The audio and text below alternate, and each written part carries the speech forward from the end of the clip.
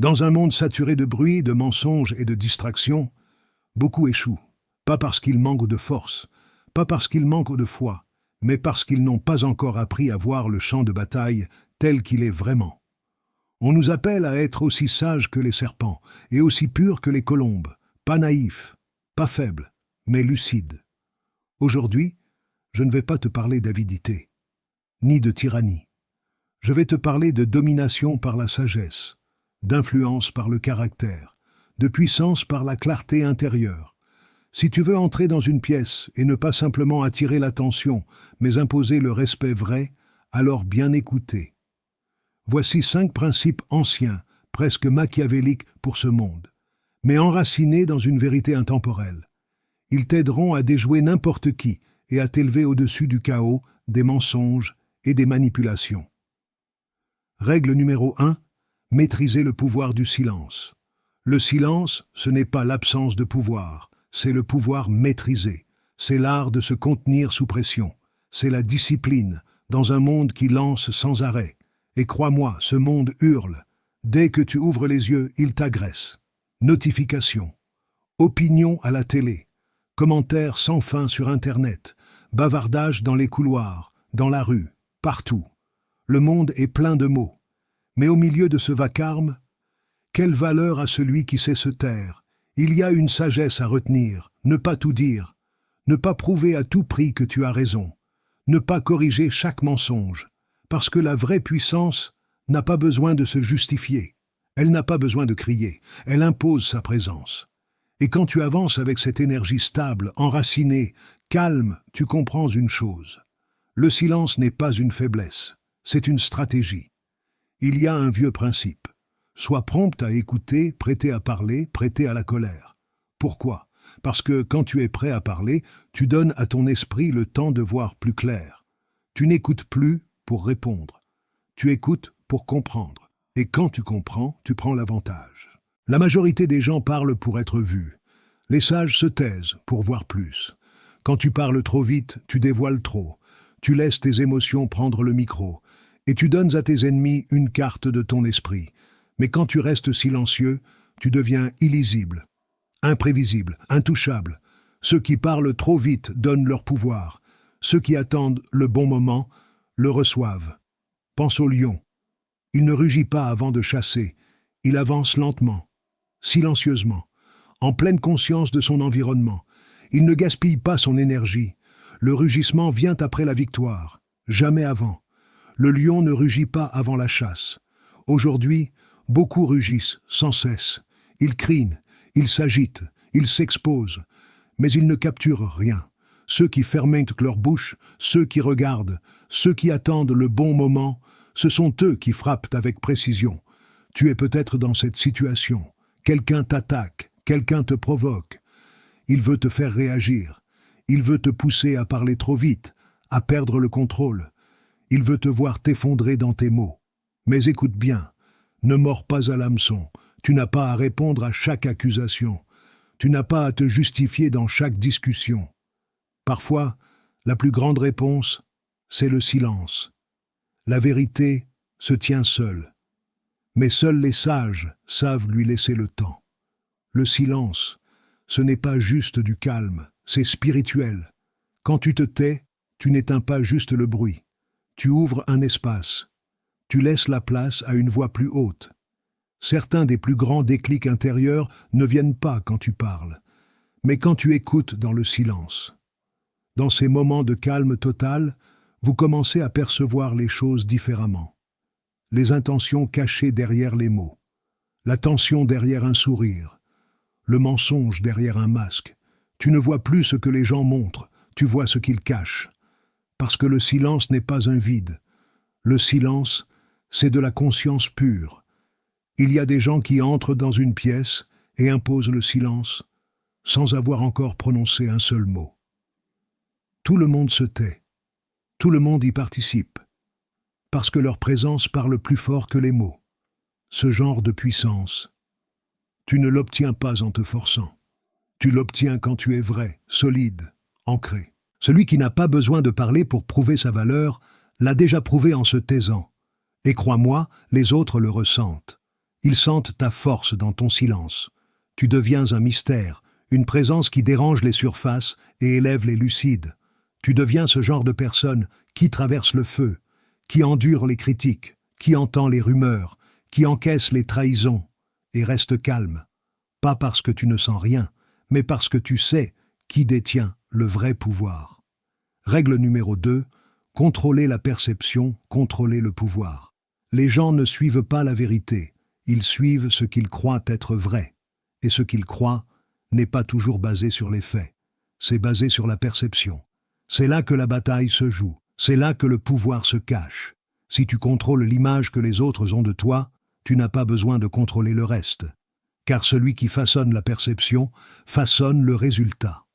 Il y en a qui travaillent dur pour être bons, honnêtes, droits, mais ils sont ignorés, mis de côté. Pas parce qu'ils manquent de valeur, mais parce qu'ils ne savent pas se montrer. Et d'autres, moins intelligents, moins honnêtes, montent en puissance, non grâce à la vérité qu'ils portent, mais grâce à l'image qu'ils projettent. C'est brutal, mais c'est la réalité. Le monde ne récompense pas ce qui est dans ton cœur. Il répond à ce qu'il voit. Tu peux avoir du courage, de la vision, de la force intérieure. Mais si les autres ne le perçoivent pas, ils te traiteront comme si tu n'en avais pas. Et tu peux être rempli de doutes, de peur, de faiblesse. Mais si tu portes un masque de confiance, tu peux quand même prendre le contrôle de la pièce. La perception est la porte d'entrée du pouvoir. Il ne s'agit pas de manipulation, mais de discernement. Tu n'es pas appelé à être faux, tu es appelé à être sage. Tu n'es pas là pour tromper, mais pour avancer avec précision. Ceux qui comprennent la perception savent quand parler et quand rester un mystère. Ils savent que quelques secondes de silence peuvent dire bien plus qu'un long discours. Ils savent que la posture, le ton et le timing parlent plus fort que des milliers de mots. Le monde ne voit pas la vérité, il voit des symboles. Une tête baissée peut évoquer l'humilité ou la faiblesse. Un regard intense peut inspirer le respect ou la peur. Ceux qui sont sages savent comment ils sont perçus et ils répondent avec intention. Car chaque personne que tu croises porte déjà sur toi des suppositions, sur ta force, ton statut, ton autorité. Et si tu ne les façons pas toi-même, le monde les façonnera à ta place, et bien souvent, contre toi.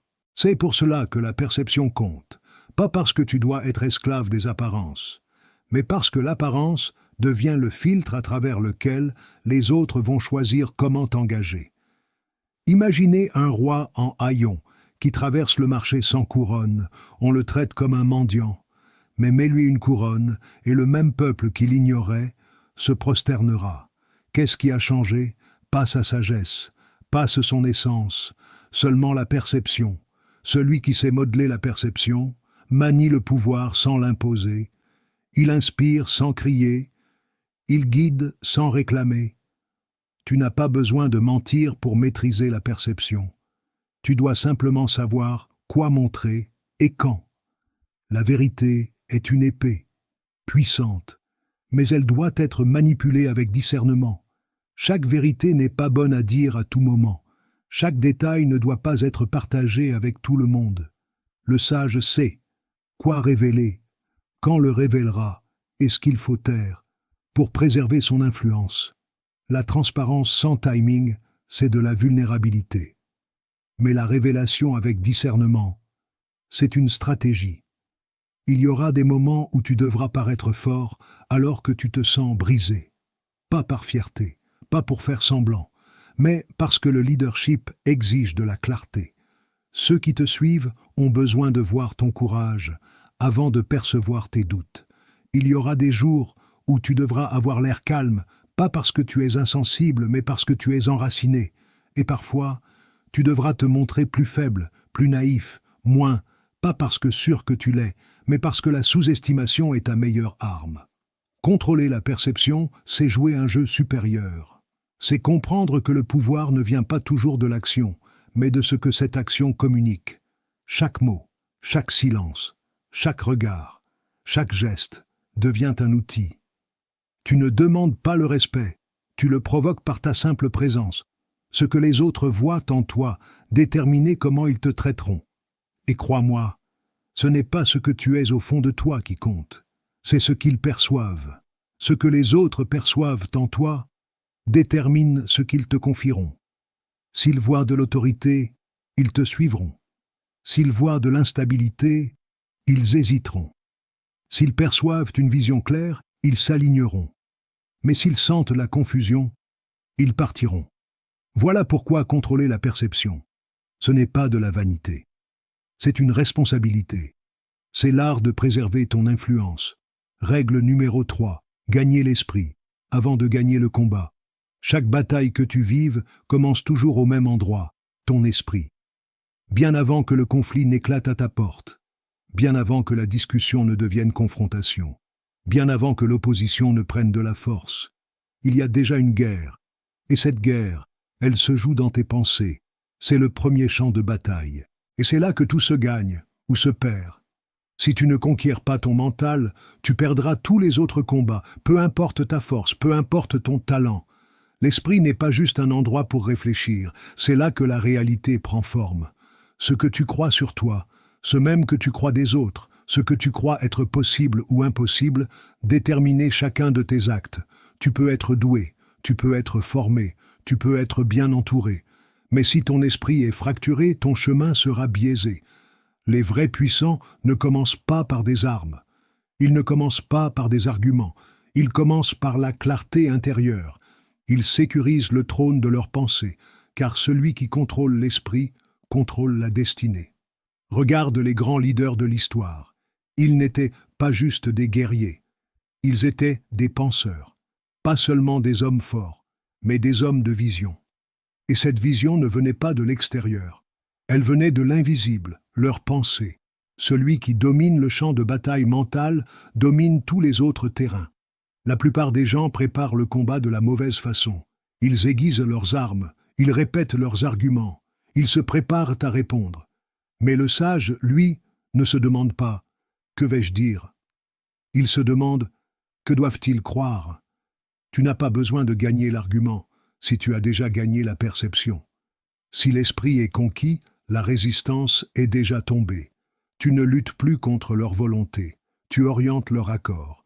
Et même chez un adversaire, l'accord crée le pouvoir. Quand tu entres dans une pièce, les gens commencent immédiatement à penser des choses sur toi, conscientes ou inconscientes. Ce que tu portes, ta posture, ta voix, tout est interprété à travers leur mental. Tu n'as même pas besoin de parler. Leur esprit travaille déjà. Les individus vraiment dominants savent ça. Ils ne préparent pas juste ce qu'ils vont dire, ils préparent ce qu'ils vont semer. Parce que chaque mot est une graine, et l'esprit de l'autre, c'est un sol. Si tu veux prendre l'avantage, ne t'attaquez pas au comportement visible. Va plus longe, descends plus profondément. Va chercher la croyance cachée derrière l'attitude, car derrière chaque résistance, il y a une pensée enracinée. Derrière chaque schéma répétitif, il y a une pensée. Change cette pensée et tu changes la personne. Redirige l'esprit et toute l'atmosphère change. Même dans ta vie personnelle, les plus grands conflits ne viennent pas des autres. Ils viennent de ce que tu crois à leur sujet. Et surtout, de ce que tu crois à ton propre sujet. Certains sont coincés dans des cercles d'échecs, non pas parce que quelqu'un les empêche d'avancer, mais parce qu'ils ont perdu la bataille mentale. Ils croient qu'ils ne sont pas dignes, pas prêts, pas capables. Alors ils renoncent avant même d'avoir combattu. Mais s'ils changeaient cette pensée, le résultat changerait. C'est pour ça que ton esprit doit être protégé et dirigé. Tu ne peux pas laisser chaque voix y entrer. Tu ne peux pas laisser le doute s'installer. Tu ne peux pas laisser la peur redessiner ta vision. Parce que si ton esprit est compromis, tes décisions le seront aussi. Et si tes décisions le sont, ta destinée sera retardée. Il y a une raison pour laquelle les gens suivent ceux qui parlent avec conviction. Ce n'est pas parce qu'ils sont toujours d'accord. C'est parce que la conviction prend le contrôle du mental. Celui qui parle avec clarté désarme la confusion. Celui qui sait qui il est empêche les autres de douter. Et c'est ainsi que l'influence s'installe, pas par la force, par l'alignement mental. Quand l'esprit s'aligne, le corps suit. La volonté convient. La pièce suit. Tu peux éviter des dizaines de conflits si tu gagnes le mental dès le départ. Tu peux faire taire les critiques, pas en criant plus fort, mais en plantant des idées qui changent le terrain. Tu peux influencer sans toucher personne, parce que l'influence vient de l'intérieur. La langue n'a aucun pouvoir si l'esprit derrière est brisé. Mais si l'esprit est solide, même un murmure impose le respect. Ceux qui façonnent les pensées laissent un héritage. Ceux qui maîtrisent l'esprit maîtrisent le monde qui en découle. Le pouvoir commence dans la pensée, et celui qui marche avec domination le sait. Il n'est pas distrait, pas dispersé, pas esclave de ses émotions.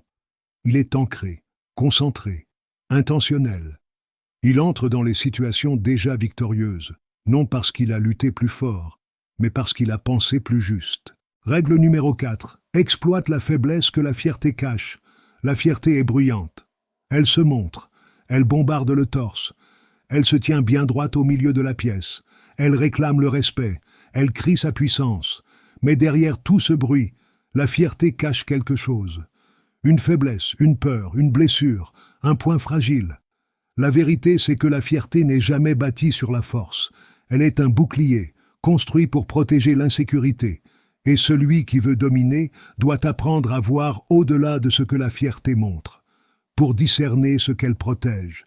Il n'y a pas de camouflage plus efficace que l'arrogance. Quand quelqu'un parle fort, se vante, s'exhibe, ce n'est pas toujours de la confiance que tu vois. Parfois, c'est une couverture. Ils ne veulent pas que tu vois leur manque. Alors ils montent un spectacle. Ils ne veulent pas que tu vois leurs besoins. Alors ils parlent plus fort que tout le monde. Mais si tu as du discernement, si tes yeux ne se laissent pas piéger par la présentation extérieure, alors tu peux repérer la faiblesse que la fierté tente de cacher. Ce n'est pas de la manipulation, c'est de la stratégie. Quand tu es appelé à protéger, à diriger, à t'élever, tu dois savoir où appuyer pour faire tomber les masques. La stratégie n'est pas faite pour détruire, mais pour voir clair. Elle n'est pas là pour abattre les autres, mais pour naviguer dans les illusions qu'ils construisent. Parce que certaines portes ne s'ouvrent pas par la confrontation. Elles s'ouvrent par la compréhension. Et pour comprendre quelqu'un, tu dois voir où il est faible, même quand il prétend être fort. Certains des individus les plus puissants que tu rencontreras seront aussi les plus orgueilleux. Ils se croiront intouchables. Ils porteront leur statut comme une armure. Ils parleront avec un ton qui défie quiconque de les remettre en question.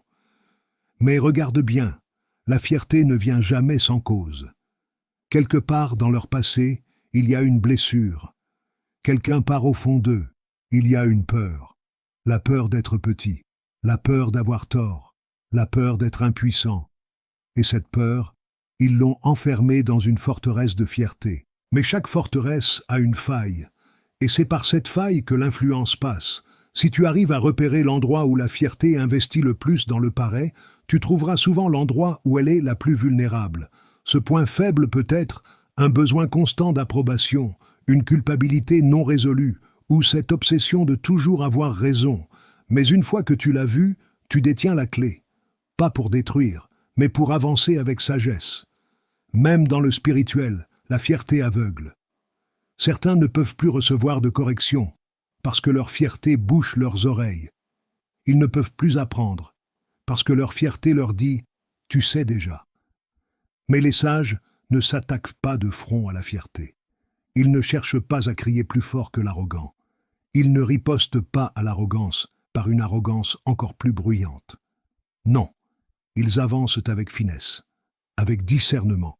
Ils contournent les murs de fierté et parlent directement à la blessure cachée derrière. Et quand tu parles à cet endroit caché, tu fais trembler toute la structure. Parce que la plus grande peur de la fierté, c'est d'être exposée. Elle doit à tout prix préserver son image. Et c'est là que ton discernement devient une arme silencieuse. Quand les autres forcent le conflit, la fierté résiste encore plus. Mais quand tu agis avec subtilité, quand tu reconnais leurs forces, quand tu parles à leur peur cachée, quand tu touches ce qu'ils valorisent le plus, tu évites les murs, tu ne démolis pas la fierté, tu la traverses. Il y a des dirigeants qui perdent tout parce qu'ils n'ont jamais appris cette règle. Ils ont attaqué la fierté, et la fierté les détruit en retour. La fierté se sabote elle-même. Il y a ceux qui, sans le comprendre, sont allés attaquer la fierté de front, et ont déclenché la même insécurité que la fierté essayait de cacher. Mais ceux qui marchent dans la vraie domination ne se laissent jamais piéger par l'ego. Ils restent calmes pendant que les autres font le spectacle. Ils étudient pendant que les autres se vantent. Ils observent pendant que les autres cherchent à briller, et quand le moment est juste, ils ne parlent pas au masque, ils parlent à l'homme derrière le masque. Car la fierté va toujours trop loin. Elle dépasse ses propres limites, juste pour maintenir l'illusion. Et cet excès devient son point de rupture, parce que la fierté ne voit jamais ses limites. Elle croit qu'elle est invincible, et cette croyance devient son piège. Mais le sage n'a pas besoin de forcer, je serai présent, parce qu'un jour, la fierté finit toujours par se trahir elle-même. Celui qui est trop fier pour avouer sa peur agira avec audace, mais sans calcul. Celui qui est trop fier pour demander de l'aide agira seul, mais sans soutien. Celui qui est trop fier pour accepter une correction agira avec certitude, mais sans vérité. Et chacun de ces moments est une ouverture. Celui qui marche dans la vraie puissance n'a pas besoin d'attaquer. Il doit juste être patient, attentif, préparé. La clé, ce n'est pas de parler fort, c'est d'écouter finement, écouter la faille dans le discours, le temps mort dans la posture, la surenchère dans le ton. Car là où il y a de la fierté, il y a une peur. Et là où il y a une peur, il y a un endroit qui peut être touché, transformé, retourné, par celui qui voit à travers le jeu. Règle numéro 5. Reste toujours le mystère qu'ils ne peuvent pas résoudre. Dans un monde qui expose tout, qui veut tout comprendre, tout nommer, tout dévoiler, il y a une puissance rare et redoutable dans le mystère, pas dans le mensonge, pas dans la dissimulation, mais dans la retenue intentionnelle. La plus grande force n'est pas dans ce que tu montres, mais dans ce que tu choisis de ne pas révéler. L'homme le plus dangereux dans une pièce, ce n'est pas celui qui crie, c'est celui que personne ne peut vraiment cerner. Car ce que les gens ne peuvent prédire, ils ne peuvent pas contrôler. Et ce qu'ils ne peuvent classer, ils ne peuvent pas limiter. Il existe une forme d'influence qui n'annonce jamais sa présence, mais qui fait pince toute la pièce quand elle entre. Elle ne se voit pas, elle n'explique pas, elle ne se justifie pas. Elle est et autour, les autres calculent, observent, s'ajustent, parce qu'ils ne savent pas à qui ils ont affaire. Ça, c'est le mystère, ça, c'est la présence, ça, c'est le pouvoir. Sans la performance, les gens ont besoin de certitude, ils veulent te mettre dans une affaire, ils veulent savoir à quoi s'attendre. Mais dès que tu deviens prévisible, tu deviens gérable. Et quand tu es gérable, tu n'es plus respecté, tu n'es plus suivi, tu es juste toléré. Le mystère annule toute possibilité d'être sous-estimé. Il garde les autres sur le fil, ils te surveillent, ils sont présents, je n'en doute pas. Et dans cette incertitude, tu as l'avantage. Les plus grands esprits de l'histoire étaient souvent les plus silencieux. Ils laissaient les autres parler, ils écoutaient. Ils sont observateurs, et ils bougeaient uniquement quand c'était nécessaire, pas par manque de savoir, mais parce qu'ils connaissaient la valeur de la retenue. Le vrai pouvoir ne se crie pas, il se maîtrise. Tu n'as pas besoin d'expliquer chacun de tes plans, tu n'as pas besoin de réagir à chaque attaque, tu as juste besoin de demeurer un mystère. Le pouvoir véritable ne cherche pas à être validé. Quand ta présence est enracinée, quand ton identité est assurée, le silence parle plus fort que le bruit. Même Dieu agit dans le mystère. Il ne révèle pas tout d'un coup. Il y a des saisons où il parle, et des saisons où il se tait. Pas parce qu'il est absent, mais parce que le bon moment compte plus que l'explication. Toi aussi, tu dois apprendre à marcher ainsi. Ton prochain pas n'a pas besoin d'être connu. Tes intentions n'ont pas besoin d'être comprises. Ta force n'a pas besoin d'être prouvée. Car ce qui est caché est souvent plus puissant que ce qui est révélé. Si tout le monde connaît tes failles, tes habitudes, ton processus, alors ils peuvent se préparer contre toi.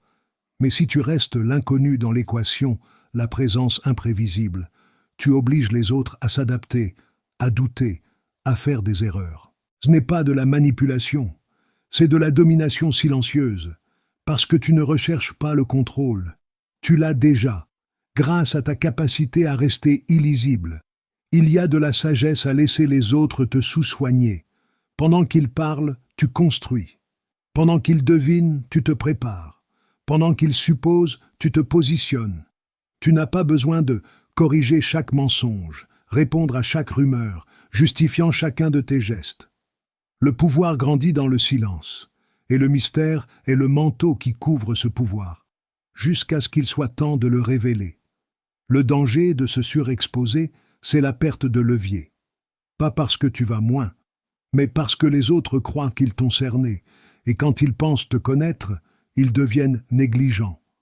Mais si tu es un mystère, si ton regard parle plus que tes mots, si ton silence pèse plus lourd qu'un discours, si ton prochain geste est toujours imprévisible, alors on t'approche avec prudence. Enfilez votre costume avec respect. On t'écoute avec curiosité, pas avec arrogance. Les gestes les plus puissants sont souvent silencieux. Tu peux changer toute une pièce avec un simple regard, transformer une situation avec une seule phrase, quitter le bruit et laisser le silence faire tout l'impact. C'est ainsi que les vrais leaders s'élèvent. Ils ne montent pas dans le bruit. Ils s'élèvent en silence, pendant que les autres s'agitent dans le vacarme. Le mystère te protège. Il t'empêche d'être mis dans une case. Il protège ton esprit des accès bon marché. Il garde ta vision à l'abri du sabotage. Il garde les autres en alerte, toujours incertains, toujours en train de se demander « Suis-je vraiment proche de comprendre qui il est ?» Parce que le jour où tu es complètement compris, tu deviens complètement exposé. Et l'exposition totale, c'est la vulnérabilité totale. Ceux qui marchent dans le mystère n'ont rien à prouver. Ils ne manquent pas de confiance. Ils agissent avec une autorité intérieure plus profonde. Ils ne parlent pas pour convaincre. Ils réagissent en silence, et ce sont leurs fruits qui parlent pour eux. Ils avancent selon les saisons, pas selon l'agitation des autres. Le mystère ne suit pas les tendances. Il ne brille pas comme un feu de paille. Il irradie, lentement, durablement. Et cette lumière dépasse les applaudissements éphémères du spectacle. Quand tu portes le mystère, tu ne portes pas juste l'attention. Tu portes une aura, pas juste de la reconnaissance, mais de la révérence. Tu n'es pas simplement vu, tu es ressenti. Dans un monde saturé de bruit, de distractions et d'influences superficielles, toi, tu es appelé à autre chose. Quelqu'un a choisi de plus haut, quelqu'un a choisi de plus profond. Ces 5 règles ne sont pas des outils de manipulation. Ce sont des outils de maîtrise spirituelle. Pas d'armes de destruction, mais des instruments de discernement. Dominer, ce n'est pas crier plus fort, ni frapper plus vite, ni briller plus que les autres. C'est marcher avec une lucidité inébranlable, un silence intentionnel et une autorité si profonde, que même sans parler, on est obligé de te remarquer. Quand tu ne montres rien, mais que tu vois tout, quand tu gagnes l'esprit avant même d'entrer dans la bataille, quand tu écoutes plus que tu ne parles, quand tu discernes la fierté qui cache la faiblesse, tu n'opéras plus dans le chaos, tu le surplombes, tu ne réagis plus au monde, tu deviens celui qui impose le rythme, tu n'es pas emporté par les mouvements des autres, parce que tu as appris à rester immobile. Et l'immobilité, ce n'est pas de la passivité, c'est de la précision. Elle est claire, tranchante. C'est la marque de celui qui marche avec but et puissance. Laisse les autres se battre pour la visibilité. Toi, ton influence naît de ta vision. Laisse les autres étaler leurs plans. Toi, tu ne parles que quand l'impact est inévitable. Laisse les autres défendre leur orgueil. Toi, tu discernes, et tu choisis quand frapper et quand te taire. Et pendant qu'ils essaient de te comprendre, tu restes le mystère qui oriente la pièce, sans jamais avoir besoin de la contrôler. Ceci est le chemin vers la domination, pas la domination de l'ego, mais celle de la sagesse divine, pas par la force, mais par la présence. Tu n'as pas besoin de prendre le contrôle. Quand tu maîtrises ces règles, le contrôle commence à te suivre. Alors je te le souhaite, que tu marches dans une puissance silencieuse, que tu guides avec intuition, pas avec impulsion, que ton mystère trouble les orgueilleux et apaise les sages, et que ton esprit reste intouchable, caché sous l'armure de la sagesse, le bouclier du discernement et la couronne de la maîtrise de soi.